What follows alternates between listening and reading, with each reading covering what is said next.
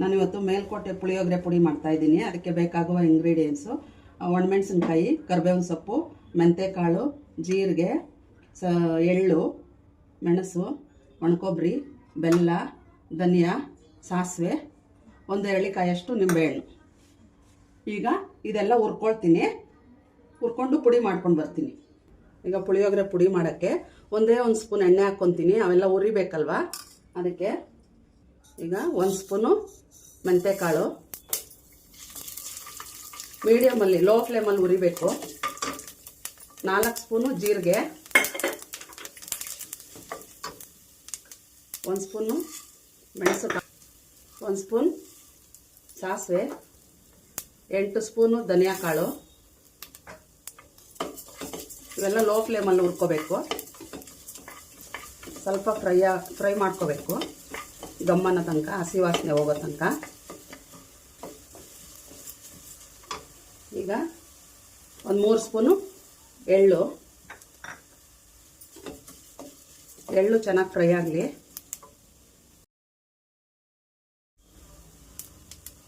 ಈಗ 2 ನಿಮಿಷ ಆಗಿದೆ.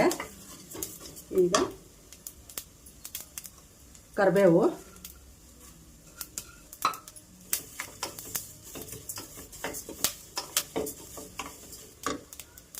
ಮೆಣಸಿನ್ಕಾಯಿ 20, ಬ್ಯಾಡಗಿ ಮತ್ತು ಗುಂಟೂರು. ಬ್ಯಾಡಗಿ ಹಾಕಿದ್ರೆ ಅಷ್ಟೊಂದು ಖಾರ ಇರಲ್ಲ, ಅದಕ್ಕೆ ನಾನು ಒಂದು 5 ಗುಂಟೂರು ಹಾಕಿದ್ದೀನಿ.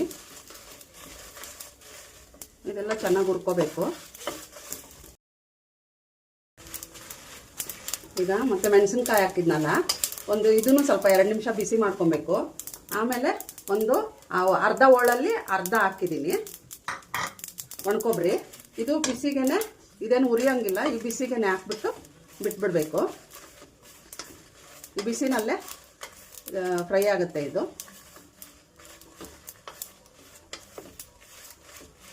ಈಗ ಇದು ತಣ್ಣಗಾದ್ಮೇಲೆ ಪೌಡರ್ ಮಾಡ್ಕೊಂಬರ್ತೀನಿ. ಈಗ ಎಲ್ಲ ಹುರಿದಿರೋದೆಲ್ಲ ತಣ್ಣಗಾಗಿದೆ. ಈಗ ಮಿಕ್ಸಿ ಜಾರ್ಗೆ ಹಾಕ್ಕೊಂಡು ಪುಡಿ ಮಾಡ್ಕೊಂಡು ಬರ್ತೀನಿ. ಈಗ ಪುಡಿ ಮಾಡ್ಕೊಂಬಂದಿದ್ದೀನಿ. ಸ್ವಲ್ಪ ತರಿಯಾಗಿ ಮಾಡ್ಕೊಂಬಂದಿದ್ದೀನಿ. ಪುಳಿಯೋಗರೆಗೆ ಹಿಂಗೆ ಇರ್ಬೇಕು, ತರಿಯಾಗಿ. ನುಣ್ಣಗೆ ಮಾಡಿದ್ರೆ ಚೆನ್ನಾಗಿರಲ್ಲ. ಈಗ ಪುಳಿಯೋಗರೆ ಗೊಜ್ಜು ಮಾಡ್ತಾಯಿದ್ದೀನಿ. ಆ ಗೊಜ್ಜಿಗೆ ಬೇಕಾಗುವ ಪದಾರ್ಥಗಳು: ಹುಣಸೆಹಣ್ಣು 1 ಎಳ್ಳಿಕಾಯಷ್ಟದ್ದು ಗೊಜ್ಜು ಮಾಡಿ ಇಟ್ಕೊಂಡಿದ್ದೀನಿ. 1 ಚಿಕ್ಕ ಕಪ್ಪು ಬೆಲ್ಲ, 1 ಕಪ್ಪು ಕಡಲೆಬೀಜ, ಸ್ವಲ್ಪ ಕರಿಬೇವಿನ ಸೊಪ್ಪು, ಉಪ್ಪು, ಅರ್ಧ ಕಾಯಿ ತುರಿ ಒಣಕೊಬ್ಬರಿ, ಅರ್ಧ ಸಾಸಿವೆ, ಒಣಮೆಣಸಿನ್ಕಾಯಿ, ಅರಶಿನ, ಇಂಗು, ಎಣ್ಣೆ. ಈಗ ಗೊಜ್ಜು ಮಾಡ್ತಾಯಿದ್ದೀನಿ.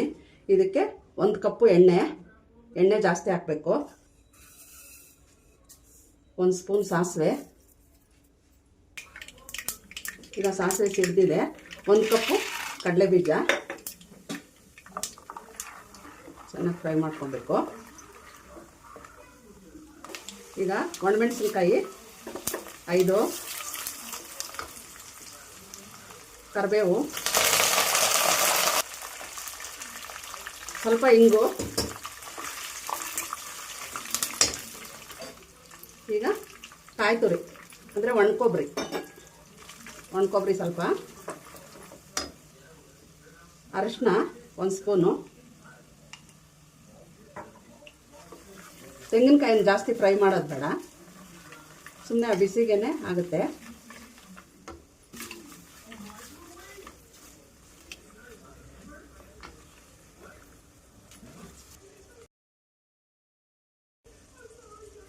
ಈಗ ಒಗ್ಗರಣೆ ಆಗಿದೆ.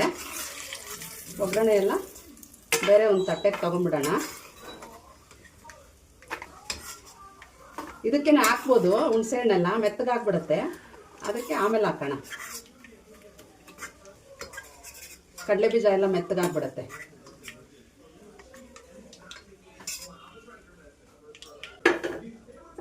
ಈಗ ಇದಕ್ಕೆ ಇದೇ ಎಣ್ಣೆಗೆ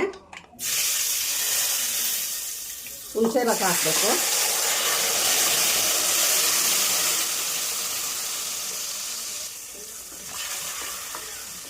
ಇದು ಚೆನ್ನಾಗಿ ಕುದಿಬೇಕು. ಒಂದು 10 ನಿಮಿಷ ಇದು ಕುದಿಬೇಕು. ಅಲ್ಲಿ ತನಕ ಹಿಂಗೆ ಬಿಡೋಣ. ಈಗ 10 ನಿಮಿಷ ಆಗಿದೆ. ಇದಕ್ಕೆ ಹುಣಸೆಹಣ್ಣು ಎಷ್ಟು ತಗೊಂಡಿದ್ದೀವೋ ಅಷ್ಟು ಅರ್ಧ ಭಾಗ ಬೆಲ್ಲ ತಗೊಬೇಕು. ಅದೆಲ್ಲ ಹಾಕಿ ಚೆನ್ನಾಗಿ ಕುದಿಸ್ಬೇಕು. ಫುಲ್ ಗಟ್ಟಿ ಆಗಬೇಕಿದು, ಕ್ರೀಮ್ ಥರ ಆಗ್ಬಿಡತ್ತೆ, ಗಟ್ಟಿ ಆಗುತ್ತೆ. ಅಲ್ಲಿ ತನಕ ಕುದಿಸ್ಬೇಕು. ಇದು ಒಂದು 10-15 ನಿಮಿಷ ತಗೊಳುತ್ತೆ ಕುದಿಯೋಕ್ಕೆ.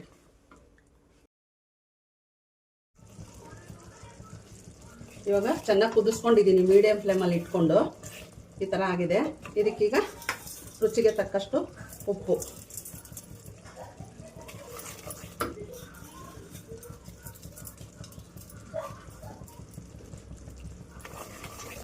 ಒಂದೆರಡು ನಿಮಿಷ ಉಪ್ಪೆಲ್ಲ ಕರಗೋವರೆಗೂ ಬಿಡೋಣ.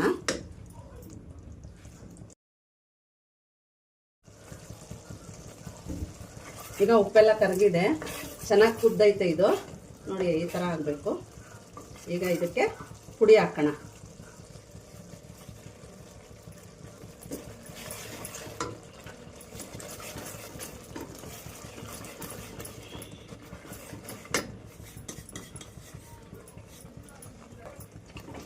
ಪುಡಿ ಹಾಕಿ ಚೆನ್ನಾಗಿ ಮಿಕ್ಸ್ ಮಾಡಿಬಿಟ್ಟು ಲೋ ಫ್ಲೇಮಲ್ಲಿ ಇಟ್ಕೊಂಡು ಸಿಮ್ಮಲ್ಲಿ ಇಟ್ಕೊಂಡು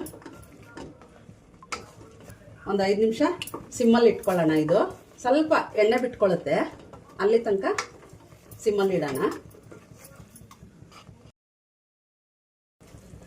ಈಗ ಎಣ್ಣೆ ಬಿಟ್ಕೊಂಡಿದೆ.